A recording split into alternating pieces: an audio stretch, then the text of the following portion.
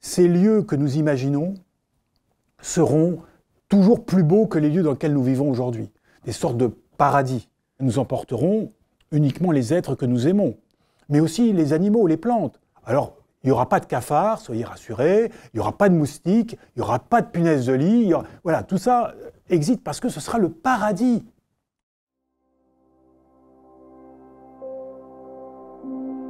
That's here. That's home. That's us. On it, everyone you love, everyone you know, everyone you ever heard of, every human being who ever was, lived out their lives. The aggregate of our joy and suffering, thousands of confident religions, ideologies, and economic doctrines, every hunter and forager, every hero and coward, every creator and destroyer of civilization, every king and peasant, every young couple in love, every mother and father, hopeful child, inventor and explorer, every teacher of morals, every corrupt politician, every superstar, every supreme leader, every saint and sinner in the history of our species lived there, on a mote of dust, suspended in a sunbeam.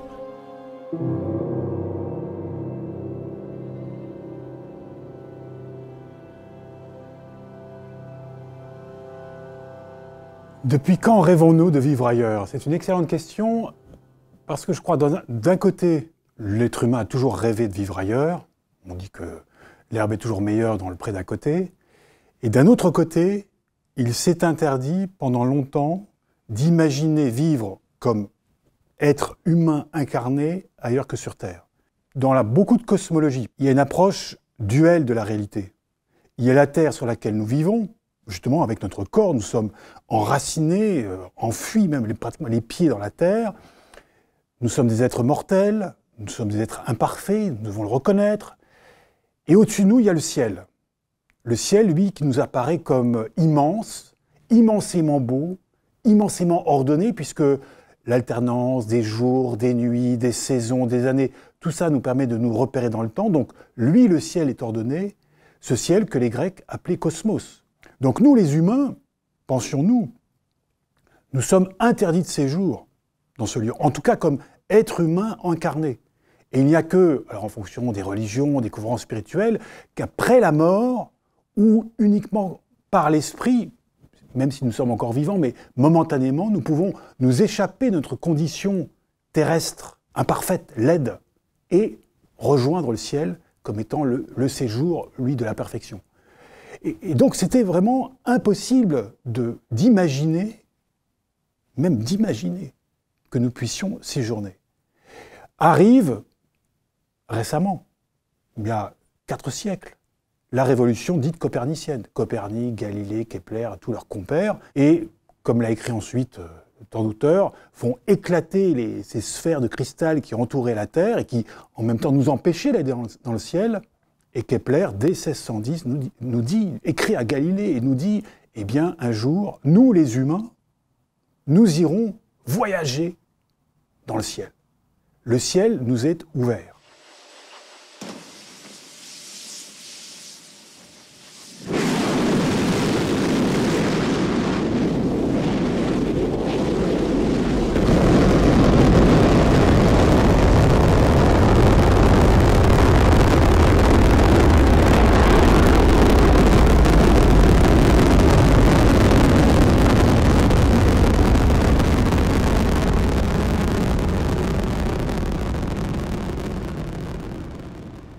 Dès le XVIIe siècle, les premiers récits, évidemment imaginés, mais bien de voyages d'humains, de terriens, à bord de vaisseaux, on parle de dès lors, on parle déjà de navigation spatiale. Et donc commence aussi le rêve de dire, non seulement on voyage, mais on va y séjourner. Alors évidemment, il faut d'abord commencer par imaginer d'y voyager, puis quelques siècles, même quelques décennies plus tard, on commence à dire, mais oui, on va faire des navires dans lesquels on reste longtemps, et petit à petit, déjà dans l'imaginaire littéraire, apparaissent des premières installations, on pourrait dire, spatiales, alors évidemment, qui n'ont pas grand-chose à voir avec ce que nous imaginons aujourd'hui, mais qui sont bien la preuve que, ça y est, c'est ouvert. L'imaginaire a été libéré. Et puis arrivent la réalisation, c'est donc Spoutnik 1957, Yuri Gagarin 1961, l'homme peut enfin voyager dans l'espace. Et bien dit, l'étape suivante, c'est de construire des stations en orbite autour de la Terre, des stations dans le vide interplanétaire ou des stations, des colonies sur les planètes. Et c'est dans ce schéma-là que nous sommes aujourd'hui. En tout cas, que certains terriens disent, voilà, ça c'est le futur de l'humanité. La question, c'est est-ce que c'est réalisable? Est-ce que c'est raisonnable de l'imaginer? Il y a évidemment, d'où le terme d'utopie. Est-ce que vous pouvez nous parler des îles de Gerard O'Neill? Enfin, je sais que vous faites beaucoup référence à cet inventeur. Et quelle vision il a inspiré aux passionnés d'exploration spatiale? Alors, Gerard O'Neill occupe une place vraiment très intéressante parce qu'il travaille dans les années 60. C'est-à-dire au moment où, ça y est, Spoutnik a été envoyé, les Américains se lancent dans la course à la Lune, les missions Apollo, le programme Apollo est engagé, et ce programme est effectivement réalisé. En 1969, ça y est, il y a 2 Américains qui se promènent sur la Lune. Et Gerard O'Neill, qui est un scientifique, physicien, qui a inventé des systèmes d'accélérateurs de particules, professeur à Princeton, qui est quand même une des universités les plus prestigieuses aux États-Unis, fait travailler ses étudiants sur la question spatiale, parce que c'est une question d'actualité. Il pose la question aux étudiants, est-ce qu'il vaut mieux imaginer des installations installées dans le vide spatial, donc complètement construites, ou bien des colonies implantées, enracinées sur une planète. Et ces étudiants lui disent, c'est plus simple de partir de rien, en quelque sorte, et de construire, voilà, au lieu d'avoir un vaisseau qui se balade, on agrandit un vaisseau et on obtient une station spatiale. C'est d'ailleurs ce qu'on connaît aujourd'hui. Et O'Neill va commencer à développer cette idée-là. Il va imaginer des cylindres de plus en plus grands, de plus en plus longs, des diamètres de plus en plus importants, avec des populations qui habitent sur les bords, au milieu avec donc des villes, avec des installations agricoles, parce qu'il faut évidemment, tout pas tout amener, mais tout produire. L'énergie, la nourriture, l'air. Et puis même quand les cylindres deviennent trop grands, ça devient des tores. On peut penser à 2001, à l'Odyssée de l'espace, qui avait déjà été un peu imaginé avant, mais lui, on va en faire des structures gigantesques dans son état d'esprit. C'est pas quelques centaines, c'est des milliers, voire des dizaines de milliers de personnes, parce qu'il a la conviction que l'espèce humaine doit devenir interplanétaire, en tout cas extraterrestre, et que ces colonies constituent l'avenir évident de l'humanité. You know you want to say something else besides This smoke is is so let go. much fun. Oh man. Oh my golly. Make sure you know where your seat is. Oh, I'm going in a circle. Do you guys believe this? Cameron, where's my fist bump? We're above carbon line. Come over here. We are astronauts. We Boom, are. boom. Yes, we did it. Mission 19. Wow. Oh my God.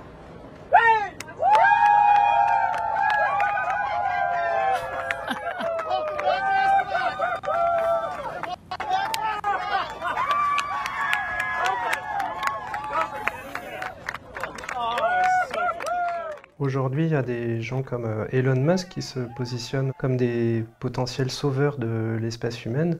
Comment est-ce que vous interprétez, vous, cette démarche et ces désirs? Alors, il faut déjà remarquer que l'un des étudiants de O'Neill s'appelle toujours Jeff Bezos. Jeff Bezos, donc, ultra riche, il fait partie des 5 premières fortunes du monde, il se bat toujours en tête, évidemment, à coups de milliards de dollars. Et Jeff Bezos, donc créateur d'Amazon, a créé une compagnie spatiale au début des années 2000, Blue Origin, Blue pour la Terre de nos origines. Et Jeff Bezos, donc ancien étudiant de O'Neill, est encore en quelque sorte l'héritier de cette idée-là. Lui défend l'idée que donc, l'espèce humaine est une espèce extraterrestre, en tout cas elle a une espèce de destin interplanétaire. Et donc lui dit, voilà, comme mon maître l'a imaginé, demain nous allons construire d'immenses colonies. Avec une idée supplémentaire que Bezos partage avec O'Neill, c'est l'idée qu'il faut déplacer dans l'espace toutes les industries humaines polluantes. Alors O'Neill, il y avait cette idée-là, mais nous sommes dans les années 60, 70, ça commence seulement à être un souci, mais Bezos va dans ce sens-là, on expatrie toutes les industries polluantes dans l'espace, et sur Terre, on réduit énormément toute l'activité industrielle, de même que la population, et il s'agit de reconstituer la Terre dans un état plus beau, plus propre, plus paradisiaque. Parce que ce qu'ils partagent tous, c'est l'idée que ces lieux que nous imaginons seront toujours plus beaux que les lieux dans lesquels nous vivons aujourd'hui. Des sortes de paradis. Que ce soit Musk, que ce soit Bezos, que ce soit O'Neill, ils vous disent, dans l'espace, nous aurons des lieux parfaits parce que nous allons les construire selon notre désir. Donc l'image la plus simple, c'est quand O'Neill déjà explique que nous emporterons uniquement les êtres que nous aimons. Non seulement les êtres humains, ce qui pose déjà une grave question, mais aussi les animaux, les plantes. Alors évidemment, les plus belles plantes, les plus beaux animaux, et surtout pas les animaux, les plantes dont nous avons horreur. Alors, il n'y aura pas de cafards, soyez rassurés, il n'y aura pas de moustiques, il n'y aura pas de punaises de lit, voilà, tout ça existe parce que ce sera le paradis. Et ça, évidemment, les racines sont beaucoup plus profondes que O'Neill, que Bezos et Musk. C'est l'idée qui doit être aussi très ancienne dans l'humanité, c'est que nous venons d'un paradis des origines, et les humains, peut-être, ou pour certains certainement, le pensent, l'humain est capable de reconstruire le paradis. C'était le projet des pères fondateurs en Amérique du Nord, c'est le projet de pas mal d'utopistes, c'est-à-dire on va, voilà, la cité parfaite, l'état parfait, le paradis sur Terre, comme on ne l'a pas trouvé, le paradis d'Adam et Ève, eh bien nous allons le créer. Et c'est tout à fait ça qu'on trouve dans ces projets. Elon Musk, lui, a une autre idée. Hein. Je disais, la question de O'Neill à des étudiants, qu'est-ce qui est le plus simple? Créer une colonie, une installation qui est dans le vide, ou bien transformer une planète. Musk, lui, choisit la transformation d'une planète, et c'est ces projets qu'il a présentés il y a maintenant 7-8 ans de colonie de Mars, dans lequel, à travers soit des dômes que l'on installe petit à petit pour créer des serres, en fait, des serres terrestres, soit transformer entièrement une planète, ce qu'on appelle la terraformation, donc transformer une planète pour la faire ressembler à la Terre. Donc là, ce sont des installations, c'est une autre philosophie, il faut reconnaître, aussi pharaonique, voire titanesque. I guarantee you that at some point, everything's going to go south on you. Ready? And you're going to say, this is it. This is how I end. Commander, Mark is dead. We have to go now.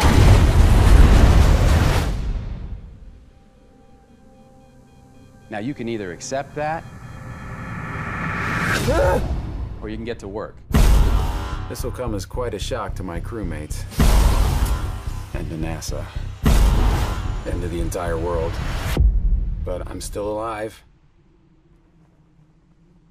On dit que, par exemple, Thomas Pesquet, le Français le plus irradié de France, parce que justement, il est allé dans l'espace. Quels sont les dangers et les contraintes aujourd'hui pour l'espèce humaine? Alors, vous avez parfaitement raison. Ce qui est évoqué et est vraiment pris au sérieux par tout le monde, c'est le fait que l'espace est un milieu éminemment hostile pour nous, êtres humains, qui sommes apparus et nous sommes développés et vivons sur cette planète qui a des conditions particulières, en particulier de protection à l'égard de tout ce qui est radiation solaire et cosmique. Il y a une ceinture magnétique qui nous en protège. Et c'est vrai que dès que l'on commence à monter un peu en altitude, ces radiations, la couche protectrice étant plus mince, ces radiations sont plus importantes. Et c'est vrai que Thomas Pesquet et tous ses copains cosmonautes, et ceux qui sont sur la Lune, c'est encore pire. Alors ils sont restés moins longtemps, ils ne sont pas passés des mois sur la Lune, sont plus irradiés. Ça reste quand même dans des proportions tout à fait acceptables. Et Thomas, jusqu'à présent, n'a pas, 3 oreilles, 2 nez, 5 jambes. Enfin bon, voilà. Mais il n'y a pas que ça.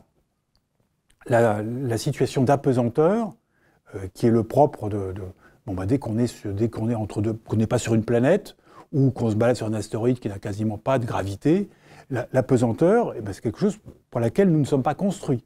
Donc il y a tous les problèmes de fonte musculaire, de désorientation, évidemment, d'ostéoporose. Enfin, bon, il y a des phénomènes, des conséquences aussi bien ophtalmiques, des conséquences sur les résistances immunitaires. Enfin, quand on commence à faire la liste, c'est assez presque effrayant, ça dépend de comment on regarde la chose, mais on constate que quasiment tous les systèmes biologiques humains, enfin d'un corps humain, mais donc aussi d'un être qui vit sur Terre, sont touchés et sont bouleversés, voire menacés par les conditions de vie dans l'espace. Ce qui montre bien que, évidemment, on peut imaginer, une fois encore, si on va sur une planète, de s'enfuir. C'était le cas, on allait sur la Lune et puis on peut aller dans le sous-sol. Certains diront, si c'est pour aller une planète et s'enterrer dans le sous-sol, est-ce que c'est vraiment intéressant? Alors évidemment, là on vient à la question essentielle, c'est pourquoi aller construire une colonie sur la Lune, sur Mars, ou dans un espace interplanétaire? Est-ce que si c'est uniquement pour le plaisir, c'est un plaisir qui peut coûter très cher, pas seulement financièrement, mais humainement ou médicalement. Si c'est pour exploiter telle ou telle ressource spatiale, bon, on va aborder ça de manière différente. Donc, en tout cas, ce qui est clair, c'est que l'espace ne nous attend pas. The Earth is a very small stage in a vast cosmic arena. Think of the rivers of blood spilled by all those generals and emperors, so that in glory and triumph they could become the momentary masters of a fraction of a dot. Think of the endless cruelties visited by the inhabitants of one corner of this pixel on the scarcely distinguishable inhabitants of some other corner. How frequent their misunderstandings, how eager they are to kill one another, how fervent their hatreds. Our posturings, our imagined self-importance, the delusion that we have some privileged position in the universe are challenged by this point of pale light. Our planet is a lonely speck in the great enveloping cosmic dark. In our obscurity, in all this vastness, there is no hint that help will come from elsewhere to save us from ourselves. The Earth is the only world known so far to harbor life. There is nowhere else, at least in the near future, to which our species could migrate. Visit? Yes. Settle? Not yet. Like it or not, for the moment, the Earth is where we make our stand.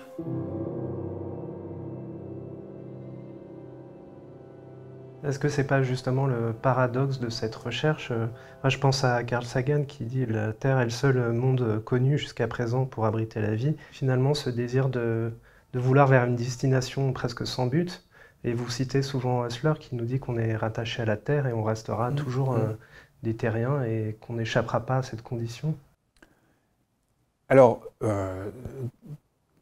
les deux auteurs que vous citez, que ce soit Sagan ou Husserl, ont évidemment raison, en tout cas à une échéance, moyenne échéance, parce qu'à long terme, qu'est-ce que nos prophéties n'ont guère de valeur. Et un tout être vivant est tellement amené à évoluer, quand en plus il a la capacité culturelle qui est la nôtre. Bon, que sera notre humanité si elle existe encore dans 1000 ans ou dans 2000 ans? Personne ne peut le dire.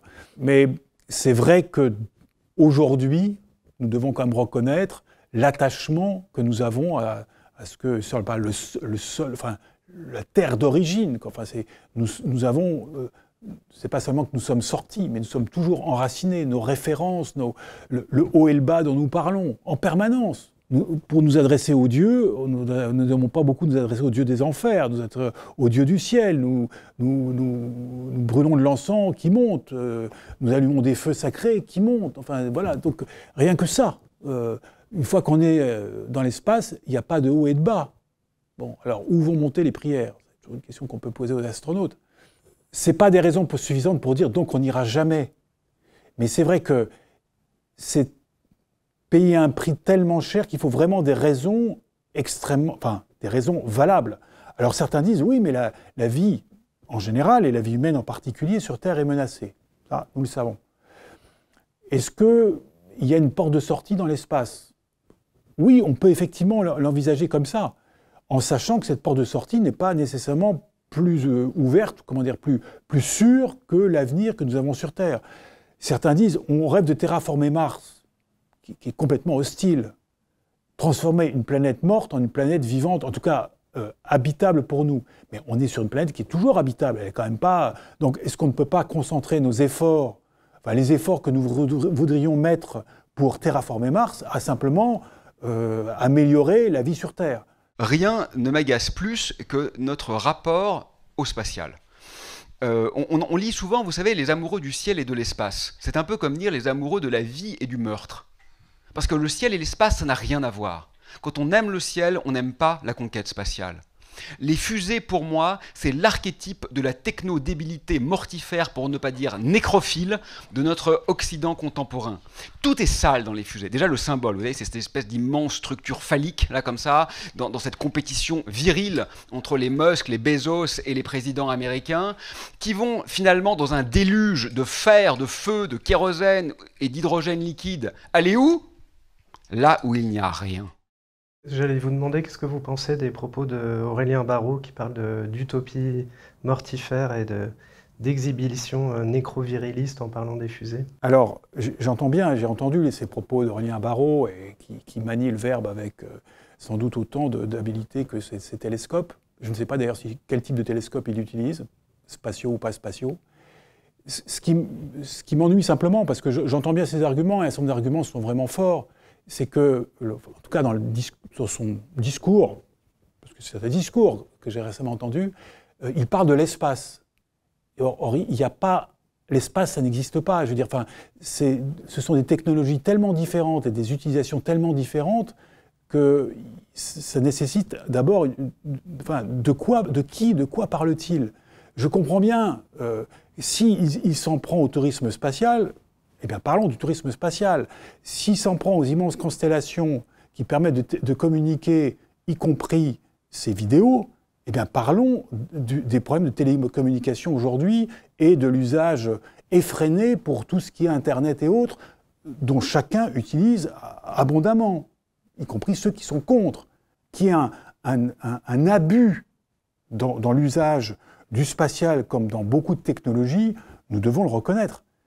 Mais condamner comme ça, avec des mots bien choisis, l'espace, moi, me dérange. Ou alors, en tout cas, c'est vraiment un sujet à débattre, et il faut aller plus loin que simplement une accusation générale.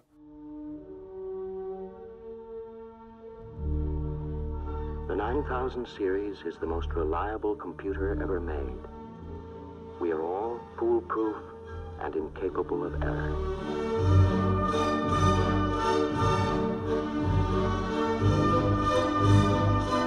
Open the pod bay doors, Hal.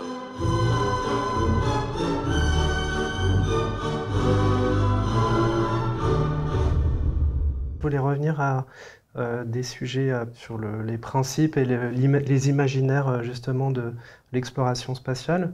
Je pense évidemment au mythe de Noé. Quel lien vous faites aussi avec ces cadres narratifs qui inspirent aussi ces démarches? C'est vrai qu'aujourd'hui, ce que nous constatons dans le milieu spatial en général, c'est que nous redécouvrons, en tout cas la majorité des gens redécouvrent, certains n'avaient pas oublié, que comme toute aventure humaine, la narration, l'arrière-fond narratif est extrêmement important pour, d'une part, recevoir une nouvelle connaissance ou une nouvelle technologie, pour pouvoir l'analyser, pour pouvoir éventuellement la critiquer ou bien l'utiliser. Voilà, le mythe de l'apprenti sorcier, on y a fait souvent référence, déjà plusieurs décennies, parce que nous nous sommes rendus compte qu'effectivement, une technique peut être utilisée à bon escient ou à mauvais escient. Bon, voilà. Et l'apprenti sorcier est venu nous dire, bah, attendez, les chercheurs, les ingénieurs, vous devez nous aider collectivement à être plus intelligents dans nos usages. Vous savez, quand je me suis retrouvé nommé tout nouveau chargé d'éthique au CNES et ce poste a été créé, j'avais aucun analogue, aucune comparaison. Et je me retrouvais dans un milieu d'ingénieurs et il s'agissait de dire, voilà, de me faire un peu accepter, en étant moi-même complètement incompétent, parce que le domaine était à découvrir. bon, à explorer justement. Et j'ai rapidement compris que, justement, qu'il fallait utiliser la narration. Lors de la première réunion, mes collègues, enfin mes premiers interlocuteurs, j'aurais dit comme ça d'emblée, je dis mais quel est le mythe de l'espace? Et ils m'ont dit c'est le mythe d'Icare. Beaucoup d'ingénieurs spatiaux sont passés par super-héros comme Thomas d'ailleurs ou Sophie Adno. Et bon, j'ai dit c'est très intéressant. Alors j'avais prévu le coup. Hein. Donc j'ai sorti de mon cartable les Métamorphoses d'Ovide et on a lu le texte d'Ovide. Je pense que la première fois qu'un exercice pour un ingénieur, on prend un texte ancien et on lit. Et puis on se rend compte que le récit d'Ovide est extrêmement intéressant. C'est parce que le mythe d'Icare, c'est pas le mythe d'Icare, c'est le mythe de Dédale. C'est le mythe de l'ingénieur qui apprend à comment j'introduis une technologie toute nouvelle, l'art du vol. Comme bon ingénieur, je crée aussi un règlement de bon usage. Attention, dit Dédale à son fils, ne vole pas trop bas, il y a des remous sur la mer, ne vole pas trop, il y a le soleil. Donc tu suis le règlement, et puis on continue. Et puis alors, c'est la suite. Et en fait, Icare, quand on lit Ovide, alors contrairement à l'interprétation qu'on a aujourd'hui, c'est pas par orgueil qu'il meurt, c'est par plaisir.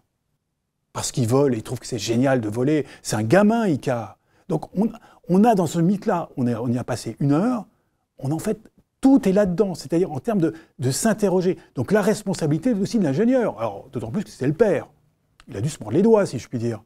Zut, mon fils n'a pas obéi, etc. Donc, mais c'est aussi la responsabilité. Ce que je voulais dire à mes collègues ingénieurs, c'est que, voilà, vous développez des technologies, mais vous êtes responsable, pas juridiquement responsable, mais vous portez une part de responsabilité dans le bon usage ou le mauvais usage de la technologie que vous développez. Et ça, pour moi, c'est le cœur de l'éthique. C'est simplement, en tout cas, sensibiliser mes collègues donc ingénieurs, ceux que je rencontre dans le monde des sciences et d'autres, à leur responsabilité sociale. Aujourd'hui, on parle beaucoup de responsabilité sociale. Oui, il y a 30 ans qu'on en parle dans nos milieux parce que vous inventez des constellations, vous inventez des satellites qui observent le monde avec une largeur de vue et en même temps une précision incroyable. Cela change complètement la manière dont les sociétés se comprennent. Aujourd'hui, sur votre téléphone, vous avez des photos prises par des satellites qui, il y a 30 ans encore, étaient secret défense. Nécessairement, ça change la manière dont nous nous situons comme citoyens. Aujourd'hui, nous pouvons, grâce à ces constellations, savoir tout ce qui se passe sur cette planète quasiment en instantané. Qu'en est-il de ma responsabilité? Je ne peux pas dire « je ne savais pas que ça ». Non, vous savez. Qu'est-ce que vous faites? Rien, parce que je n'ai pas de moyens. Donc il y a des choses à évaluer. Donc ces ingénieurs, vous dites qu'ils produisent du récit, des narratifs?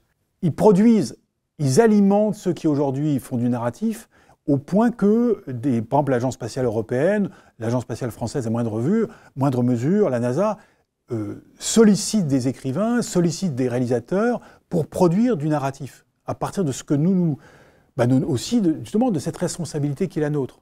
Parce que nous avons besoin au fond, d'enrichir à nouveau l'imaginaire, parce que c'est par l'imaginaire que nous allons aussi aller de l'avant.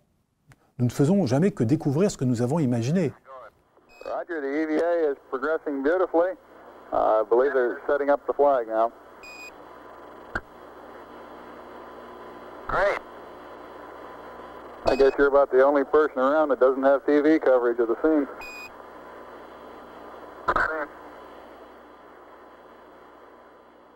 C'est vrai aussi que l'espace, comment dire, je ne suis pas un spécialiste de la science-fiction en général, mais on voit bien que parfois c'est simplement un décor particulier qui permet quelques effets spéciaux et une mise extraterrestre, mais au fond, c'est les mêmes, ça pourrait se passer sur Terre dans d'autres formes de quêtes. Donc ça, c'est pas nécessairement le plus comment dirais-je, le plus spécifique, sauf que ça illustre bien ce que j'aime bien dire, c'est que,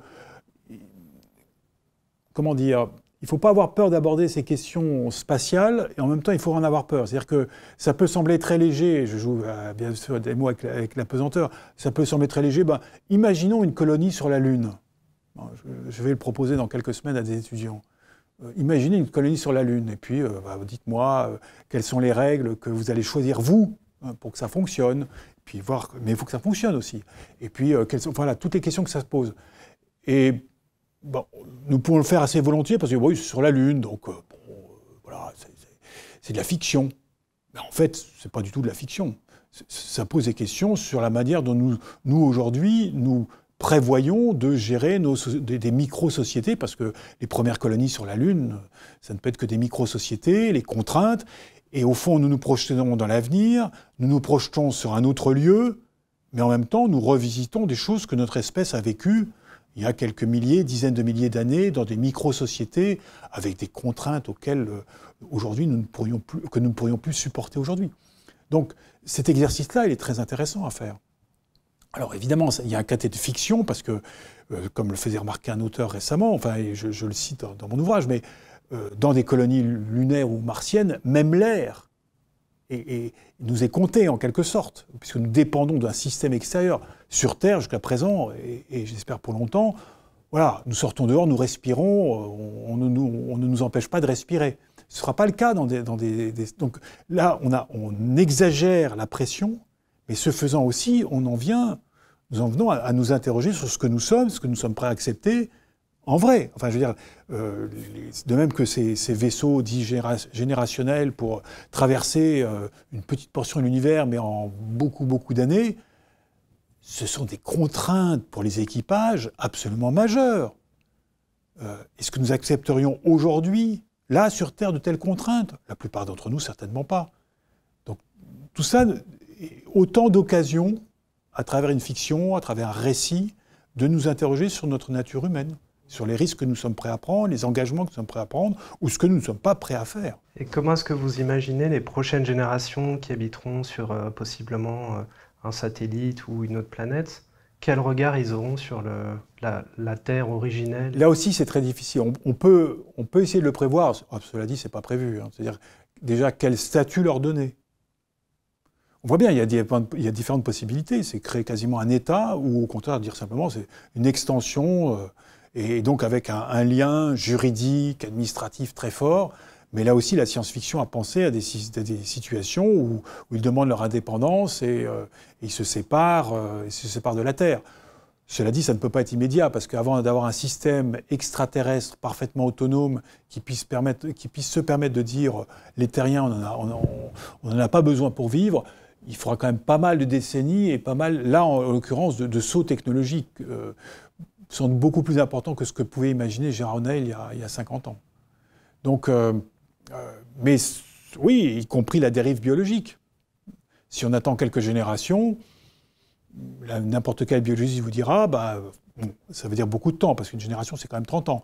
Mais dans ce cas-là, s'il y a une dérive, les extraterrestres, les humains extraterrestres, pourraient constituer une espèce différente de l'espèce humaine terrestre. Nous pouvons nous poser la question, parce que si nous revenons sur Terre, cette question de gérer l'autre qui est très différent, là, voilà, exemple typique, on va dans l'espace, donc on exagère les distances spatiales, temporelles, les distances même entre les êtres, etc. Donc voilà, on est vraiment dans une espèce d'imaginaire et de fiction, mais nous connaissons cette situation sur Terre où des différences moindres, déjà, nous avons du mal à les gérer. Alors, peut-être que ce que l'on apprend en exagérant peut peut-être nous permettre aussi de reprendre la mesure exacte de ce que nous avons sur Terre. Est-ce que finalement nous sommes si différents entre humains de cette Terre lorsqu'on voit jusqu'où ça peut aller dans la différence plus tard à gérer?